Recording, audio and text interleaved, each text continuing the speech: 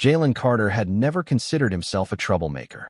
At 17 years old, he was the kind of teenager who worked twice as hard to prove himself in a world that often judged him before he even spoke. Tall, lean, with deep brown skin and expressive eyes, he carried himself with quiet confidence. At least, that's what he tried to show on the outside. Inside, there was always a lingering worry, a quiet fear that no matter how much he excelled, society had already made up its mind about him. He was raised by his mother, Angela Carter, a woman of resilience who worked 2 jobs to make ends meet. Their small apartment in South Chicago was humble, but it was home. His mother's sacrifices fueled his ambition. He dreamed of becoming a lawyer one day, inspired by the countless injustices he had seen growing up. Every morning, Jalen followed the same routine. His alarm blared at 6 a.m., and he'd roll out of bed, rubbing his tired eyes. After a quick shower, he'd throw on a hoodie, jeans, and sneakers before grabbing breakfast, usually whatever was left from dinner the night before. His mother was already gone by the time he woke up, working her morning shift as a nurse assistant at a local hospital. Before heading to school, he'd double-check his backpack, making sure he had everything: his debate notes, the essay he had spent all night perfecting, and his old, slightly worn-out laptop. He wasn't just another high school student. He was a top student, an honor roll achiever, captain of the debate team, and one of the few black students in his AP government class. School was his escape, his battleground, and his proving ground all at once. The halls of Lincoln High School were always buzzing with energy. Students gathered in groups, talking about last night's game or the latest drama. Jalen, however, was focused. He had a reputation for being serious, too serious, according to some of his classmates. He rarely engaged in small talk. He didn't have time for distractions. In his AP government class, Jalen sat in the front row, absorbing every word. He had an upcoming debate competition that he was determined to win. His coach, Mr. Reynolds, often said, "Jalen, you have the mind of a lawyer. But remember, confidence wins cases, not just intelligence." Despite his academic success, Jalen knew he had to work twice as hard to be taken seriously. His white classmates could joke around and still be seen as bright and promising. But for him, he had to be flawless. Any misstep, any sign of weakness, and he'd be labeled as just another statistic. At lunch, he sat with his best friend, Marcus, a fellow black student who understood the unspoken struggles they faced. "You staying after school for practice?" Marcus asked, biting into his sandwich. "Yeah, gotta make sure I'm ready for this debate," Jalen replied, flipping through his notebook. Marcus smirked. "Man, you act like this is a Supreme Court case." "To me, it is," Jalen muttered, more to himself than to Marcus. But as much as he loved debate, there was an underlying pressure that never left his shoulders. He was constantly aware that one mistake, one bad decision, could undo everything he had worked for. Lincoln High sat on the edge of 2 worlds, one of privilege and opportunity, the other of struggle and survival. The school had students from wealthier neighborhoods, kids who drove luxury cars their parents bought them. Then there were students like Jalen and Marcus, who took 2 buses just to get to class on time. Beyond the school walls, the streets told a different story. Abandoned buildings, liquor stores on every corner, and murals dedicated to young black men lost too soon. Jalen had seen too many classmates disappear into a system that wasn't designed for them to win. Some ended up in jail, others simply faded into obscurity. That's why he worked so hard. He refused to be another name on a forgotten list. But the city didn't always care about effort. It cared about perception. And sometimes, perception was all it took to change a life forever. On Friday night, after staying late at school to prepare for his debate, Jalen made his way home. The bus was nearly empty, save for an elderly woman and a few half-asleep passengers. He had his headphones in, lost in thought. At his stop, he hopped off, walking the familiar path toward his apartment complex. But as he approached, he saw something that made his stomach tighten: a group of teenagers arguing near the convenience store at the corner. He recognized some of them, local kids, some from his school, others from the neighborhood. One of them, Rashad, was someone Jalen had grown up with. "Yo, Jay, what's up, man?" Rashad called, grinning as he approached him. Jalen hesitated. He hadn't spoken to Rashad in months. Their paths had split. Jalen had focused on school, while Rashad had started hanging out with the wrong crowd. Not much, just heading home, Jalen said, keeping his distance. Man, you always on that school grind. You need to chill, Rashad laughed. Jalen forced a chuckle. Yeah, maybe. As he turned to leave, he heard shouting. He glanced back. Two of the guys were arguing, and it looked like things were about to escalate. Then, suddenly, sirens. A police car rounded the corner, headlights flashing. Jalen's heartbeat spiked. He hadn't done anything wrong, but he knew how these situations played out. Guilty by association. The cop stepped out, flashlights shining. Hands where we can see them. Jalen froze. This wasn't supposed to happen. He wasn't like them. He was different, right? The flashing blue and red lights cast an eerie glow over the cracked pavement. The tension in the air was suffocating as Jalen stood frozen, his heart pounding against his ribs. The police officers had their hands near their holsters, scanning the group of teenagers like they were criminals. I said hands where we can see them, one officer barked, stepping forward with a hardened expression. Jalen instinctively raised his hands, his pulse racing. He hadn't done anything wrong. He wasn't part of the argument. He wasn't even supposed to be here. Officer, I was just walking home. Shut it, the cop snapped. Jalen clenched his jaw, his mind racing. He could hear Rashad muttering under his breath, but none of the other boys dared to move. This was how things escalated. One wrong move, one wrong word, and someone could end up in handcuffs, or worse. The other officer, a tall, stocky man with graying hair, pulled out his notepad. What are you all doing here? Nothing, man. Just talking, Rashad said defensively. The first cop turned his glare toward Jalen. And you? Jalen swallowed the lump in his throat. He wanted to explain, to tell them he had nothing to do with this, but he knew that saying the wrong thing could make everything worse. I was heading home from school, he said carefully, keeping his voice even. The officer squinted at him. That right? You look like you fit the description of someone we're looking for. Jalen's stomach dropped. What description? His hoodie suddenly felt like a target. His skin, his very existence in this moment, felt like evidence against him. The officer gestured to his partner. Cuff him. Jalen's eyes widened. Wait, what? I didn't do anything. Turn around, hands behind your back. Jalen took a small step back. This wasn't happening. This couldn't be happening. Yo, he wasn't even part of this. Rashad protested. Back off. The older officer snapped, pulling out his handcuffs. Jalen's breath hitched. Every muscle in his body screamed at him to resist, to fight back against the injustice of it all, but he knew better. He had seen how these situations ended. He forced himself to comply, turning around as cold metal clamped around his wrists. The world blurred around him. This is a mistake. I didn't do anything. Why is this happening? The officers shoved him toward the squad car, ignoring his protests. People on the street slowed down, watching but not intervening. The ones who cared looked helpless. The ones who didn't looked entertained. As Jalen was pushed into the back seat, the weight of humiliation and anger settled in his chest like a lead ball. This was not how his night was supposed to go. The ride to the police station was silent, except for the occasional crackle of the radio. Jalen stared at his reflection in the glass, trying to process the injustice of what just happened. When they arrived, the officers booked him for obstruction of an investigation, a vague charge that didn't even make sense. They took his fingerprints, his mugshot, and led him to a holding cell. He had seen these walls before, but only in movies. Now he was inside them. An hour passed before a familiar voice cut through the silence. Where is my son? Jalen sat up, his chest tightening. His mother, Angela Carter, stormed into the precinct, her face a mixture of panic and fury. She was still in her scrubs, her work ID dangling from her pocket. She had clearly rushed here. Ma'am, calm down, an officer started. I will not calm down. You took my son off the street for nothing, she snapped, her voice trembling. Jalen felt his throat tighten. His mother was always the calm, composed type, but now? She was shaking with rage.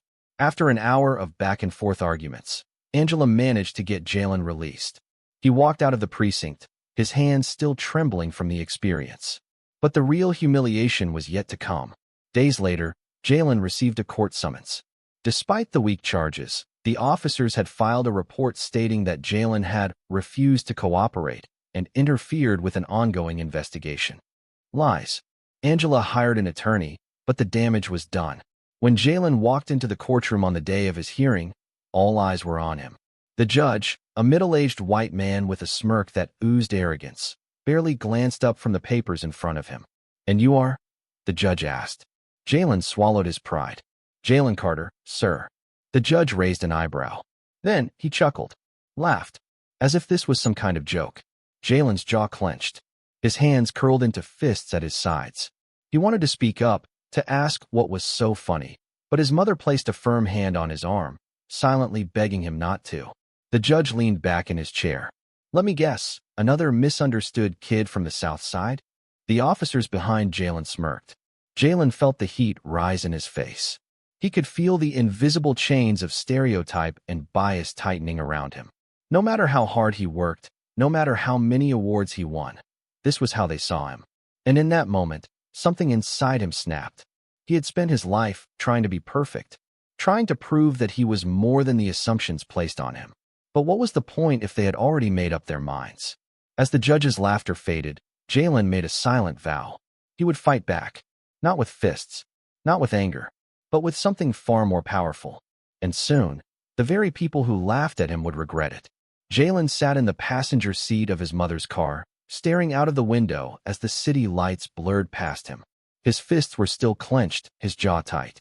The judge's laughter echoed in his head, replaying over and over like a broken record. Another misunderstood kid from the South Side? Jalen had never been arrested before. He had never caused trouble in school. He was on track to graduate with honors. But none of that mattered. In that courtroom, he wasn't Jalen Carter. He was just another black kid they assumed was guilty. His mother gripped the steering wheel tightly. "We're fighting this," she muttered. "This isn't over." Jalen let out a humorless laugh. "What's the point? They've already decided I'm guilty." Angela shot him a sharp look. "Don't you dare start thinking like that." "Like what?" Jalen turned to face her. "Like the world isn't fair?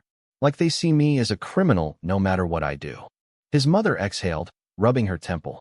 "Jalen, I know you're angry, but you are not about to let them break you." Jalen wanted to believe her. He wanted to believe that justice would win out. But what he had just witnessed in that courtroom made him doubt everything. Still, deep inside, that fire was growing. He wasn't going to let this go. If they thought he was just another misunderstood kid, he'd prove them wrong, in a way they'd never forget. The next day at school, Jalen walked into the hallway feeling like he was under a spotlight. Word had spread. Some of his classmates whispered behind his back. Some looked at him with pity, others with judgment.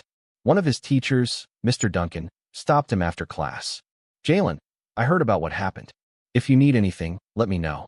Jalen forced a nod. "Thanks." But deep down, he hated that people were looking at him like a charity case. It got worse at lunch. "Yo, Carter," a voice sneered. Jalen turned to see Bradley Weston, one of the rich white kids who always had something to say. "I heard the judge laughed at you." Bradley smirked. That must have been embarrassing. Jalen's fingers curled into fists. He could hear Rashad behind him muttering, "Don't let him get to you, bro." But Bradley wasn't done. "Guess you fit the stereotype after all, huh?" Jalen's vision blurred with rage. He took a step forward, but before he could react, a firm hand grabbed his shoulder. "Enough." Principal Harris, one of the few black administrators in the school, stood between them, his expression hard. "Weston, get moving before you find yourself in detention." Bradley scoffed and walked away, but Jalen knew what he was really thinking. He didn't need to say it. They all thought Jalen's arrest confirmed their assumptions. And Jalen hated that no matter what he did, they still saw him the same way. Secondary characters take a stand. That night, Jalen sat in his room, staring at the court papers. His mother was on the phone with their lawyer, trying to figure out the next steps. His phone buzzed. A text from Rashad. "Rashad, yo, you good?" "Jalen, been better." "Rashad, check this out." A link popped up. Jalen clicked it, and his eyes widened. It was a petition. "Justice for Jalen Carter, drop the charges." Below, there was a paragraph explaining everything that had happened. The wrongful arrest. The judge's laughter. The way Jalen had been humiliated in court. It had already gained over 1,500 signatures. Jalen's phone buzzed again. This time, it was a message from Maya Rodriguez, one of the smartest students in their class. "Maya, we're spreading the word. Everyone at school is signing it." Jalen stared at the screen, his chest tightening. People were actually fighting for him. They weren't just standing by. They weren't just whispering about it. They were taking action. For the first time since his arrest, he felt a spark of hope. But he also knew that this fight was far from over. The next court hearing was coming up fast. The lawyer had managed to push for a reconsideration of the case, arguing that the evidence was weak and the judge had shown clear bias.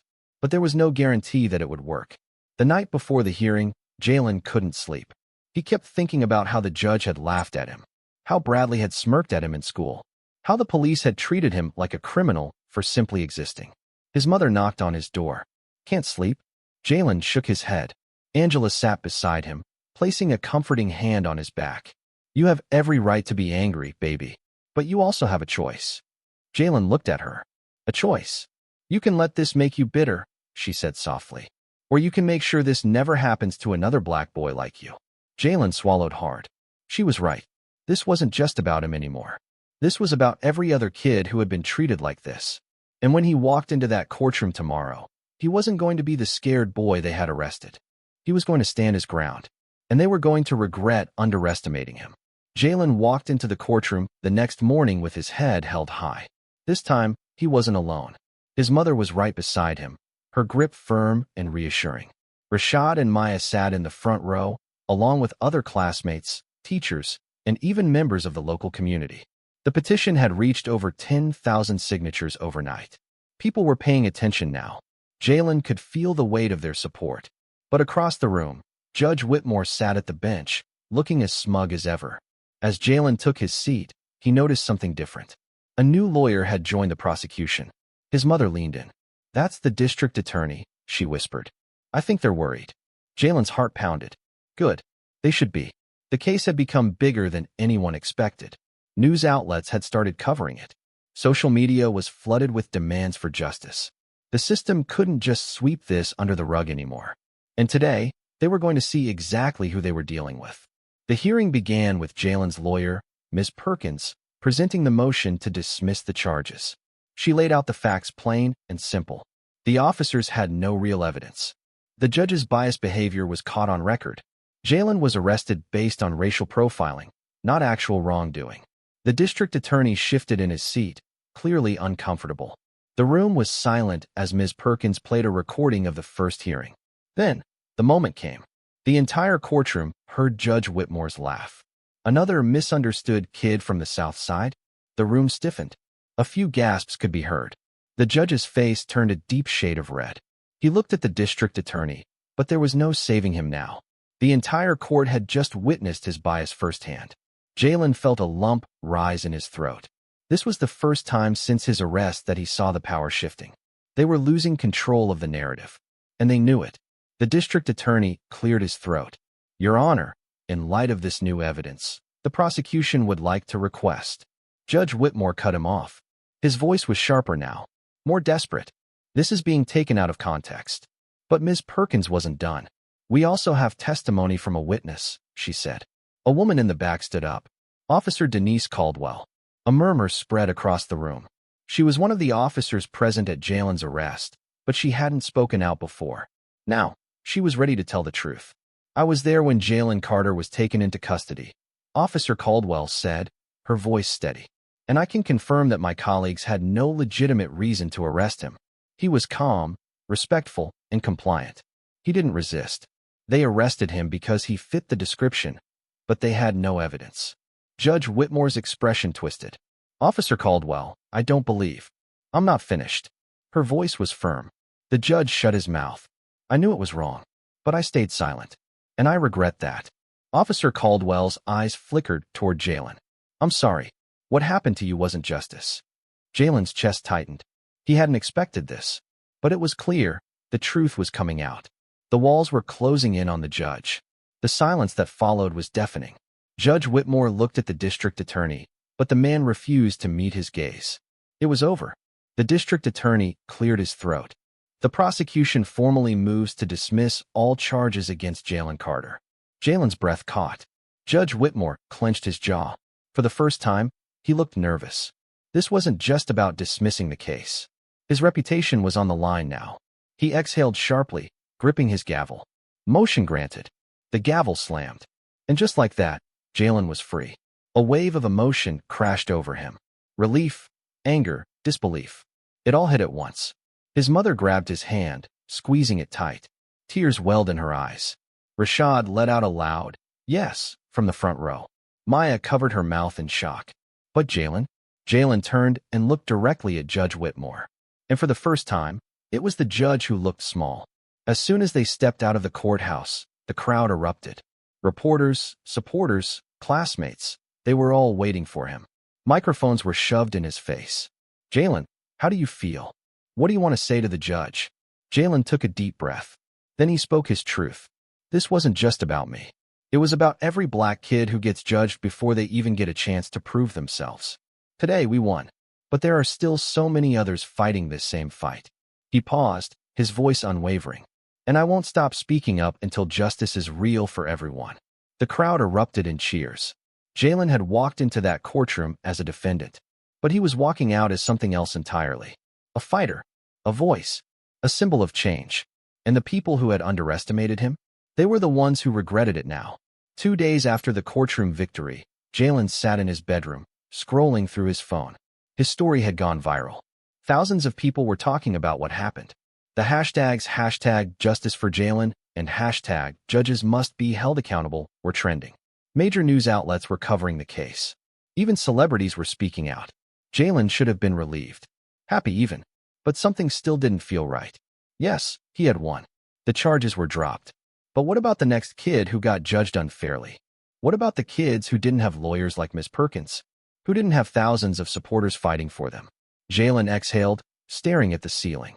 Then, an idea hit him. He grabbed his phone and started typing. "I'm grateful for everyone who supported me. But this fight isn't over. I want to use my voice to help others, because too many black kids don't get justice. Who's with me?" He hit send.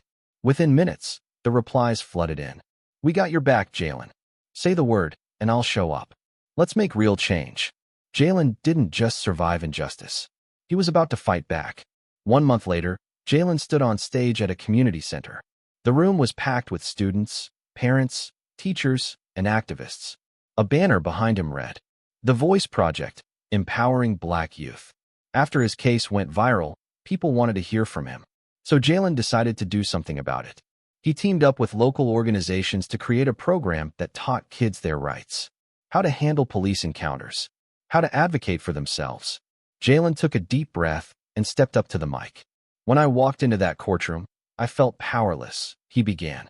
"Like my future was being decided by someone who had already judged me before I even said a word." He scanned the audience. Faces filled with hope, pain, and determination. "But I learned something that day," Jalen continued. "They can laugh at us. They can underestimate us. But they can't silence us." A murmur of agreement spread through the room. "I don't just want justice for myself. I want justice for every black kid who's been told they don't belong, who's been judged before they even get a chance. And that starts right here, with us." Applause erupted. Jalen wasn't just talking. He was leading. That night, Jalen sat outside on his porch, looking up at the stars. His mom joined him, handing him a mug of tea. "I'm proud of you," she said. "But I need to know, are you ready for what comes next?" Jalen took a sip, thought about everything that happened. The courtroom, the judge's laughter, the way people stood up for him, the way he found his own voice. "I don't know if I'm ready," he admitted. "But I know I can't stay quiet." His mom smiled. "Then that's all that matters." For the first time in weeks, Jalen felt at peace. The next morning, Jalen got an email. Subject, urgent, Judge Whitmore under investigation. His heart raced as he opened it. The message confirmed what people had been hoping for. His case had sparked a full investigation into Judge Whitmore's history. Other kids, other cases, other injustices. Jalen's story wasn't just about him anymore. It was about all of them. And this time, the judge who once laughed at him, he was the one being judged.